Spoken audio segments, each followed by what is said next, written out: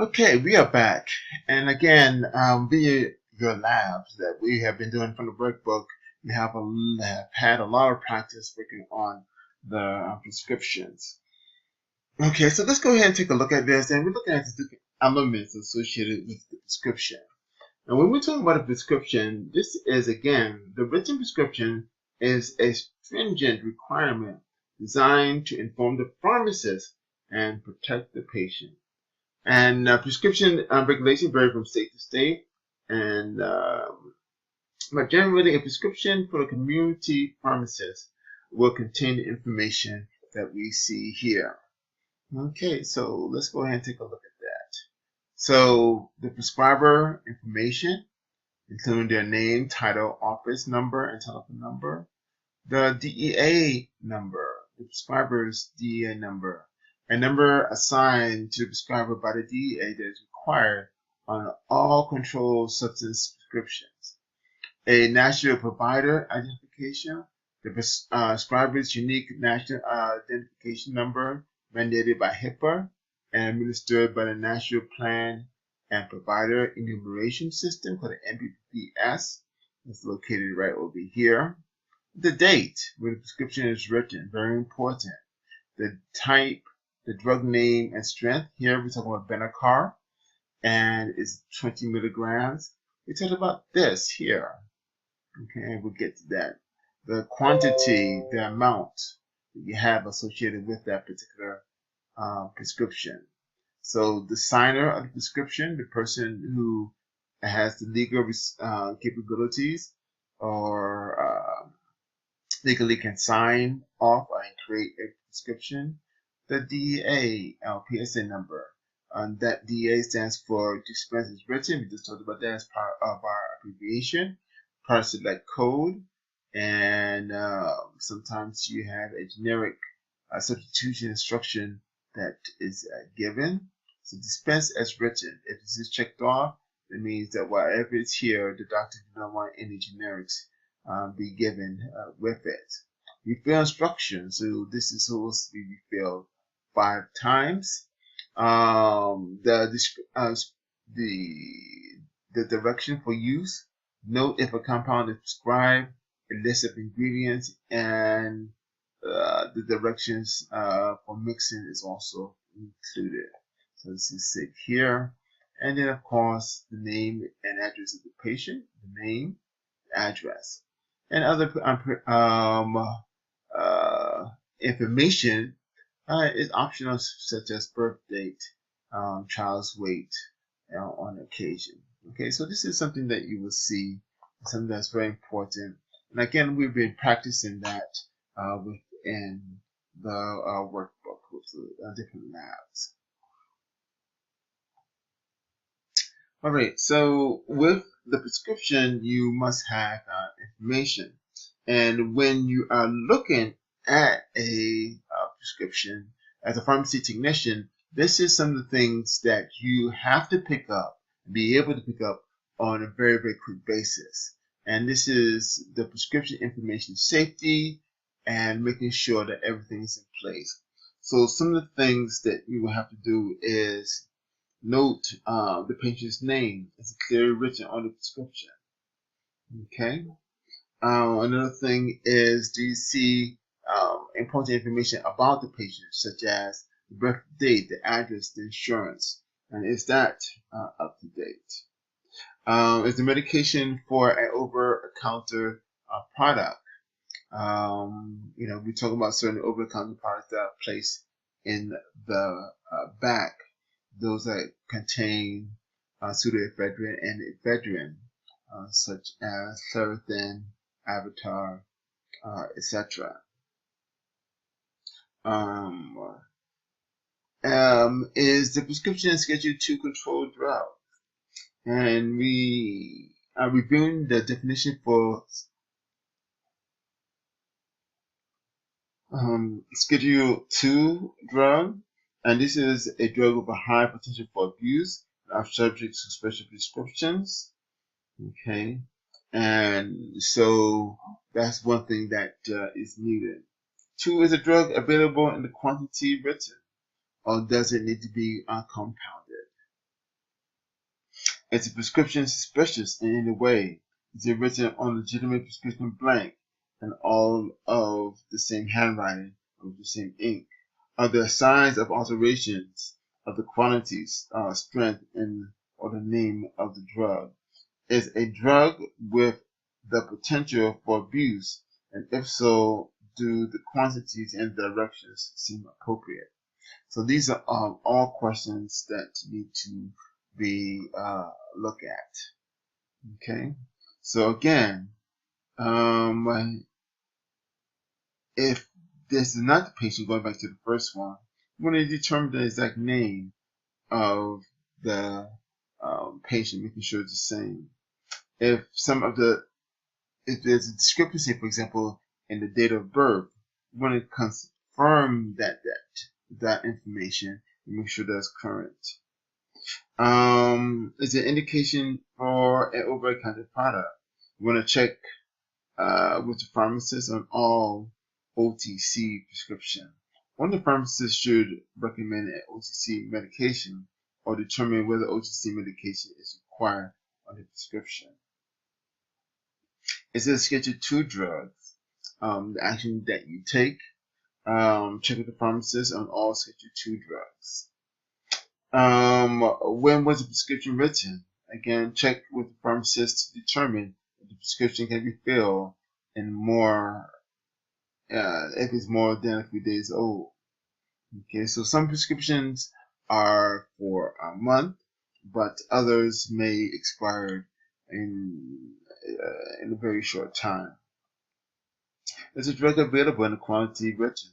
Inform the patient if there is a delay in filling of the prescription. And sometimes that may be a case. We have to go ahead and order that particular drug. We have run out of that particular drug.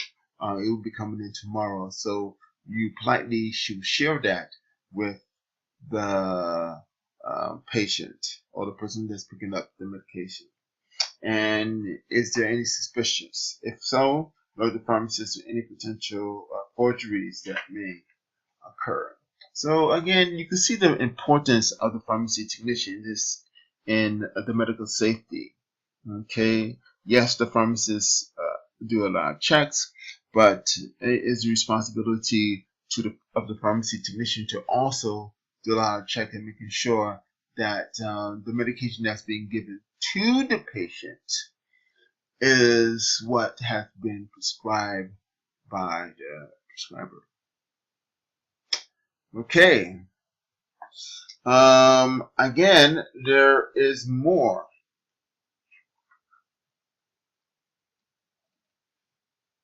And here we're talking about the fill process.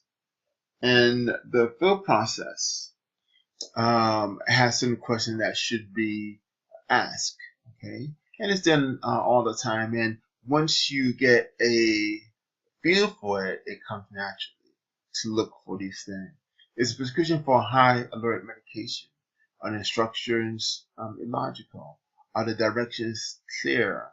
Are there lookalike names? Pay attention to the warnings. Call the pharmacist to evaluate each warning. Check against the original and don't add any information. Okay? So, what will caution you as we look at these particular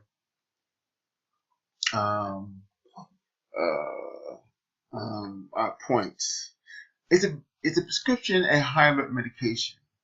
So high alert medication are known to cause significant harm to the patient if an error is made, and so you have to really make sure that the prescription that's being given to the patient is one that is have been prescribed to the patient. Are the fill instructions logical? For example, we talk about QPM, that means given at night, or PRN, which means as directed. Is it 4 milliliters or 0.4 milliliters? That makes sense. If you see 0.4 milliliters to give an aspirin, that doesn't make a particular sense unless it is a liquid. But if it says a liquid tablet and get 4 milliliters of this, there's something wrong with that. And so you should be able, as a pharmacy technician, to pick that out. Are the directions clear? Take 2 times daily, which is BID. Take 1 times daily, which is TID, versus take 2 tablets daily. Okay, once daily. So you have to take that into consideration. Takes 2 tablets daily. Take 1 tablet twice daily. Okay, or take 2 tablets once daily. They're all saying different things.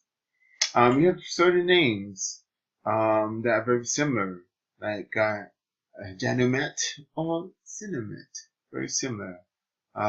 Zovirax versus Zyvox. Again, very, very similar names. Cautions, other cautions. Pay attention to warnings. When warning screens appear, call the pharmacist to evaluate each warning. Check against the original. During the fill process, always refer to the original prescription first and then refer to the label. Don't add any information. Only the prescriber can prescribe. You cannot prescribe, so you cannot add to the prescription because most likely you're not in a hospital setting and you don't have access to the patient. Therefore, you don't have the knowledge of what the patient's condition is. So, what is the role that you have? Okay. 1, the pharmacy technician role is assisting the pharmacist in routine technical aspects of prescription filling, treating each patient's their personal information and their medication with respect. Again, you're obligated by HIPAA in that regards. Accepting new prescription from patients, obtaining all necessary information and keying it into the computer. Alerting the pharmacist whenever a DUR warning screen appears while filling a prescription. Faxing or telephoning refills and classification requests to the prescriber. Okay.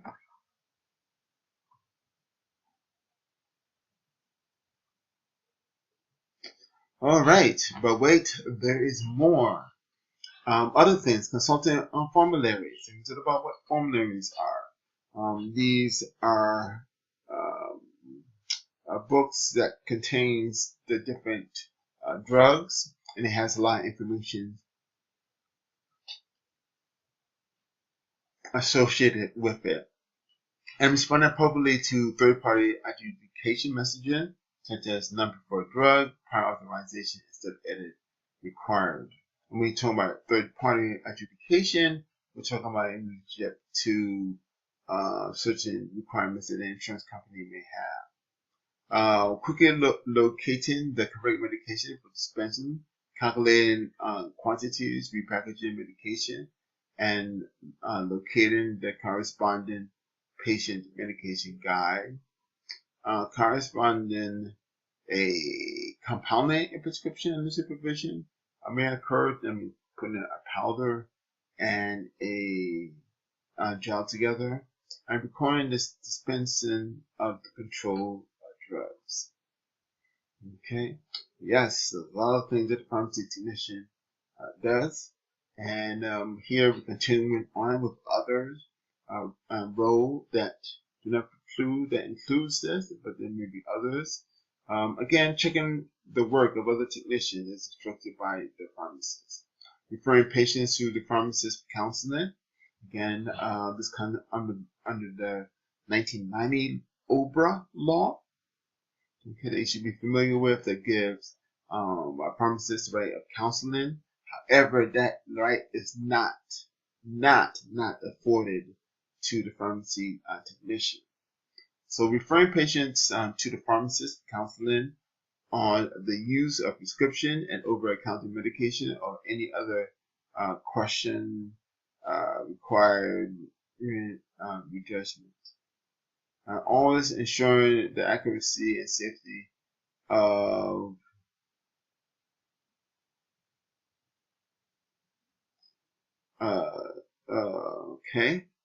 of the prescription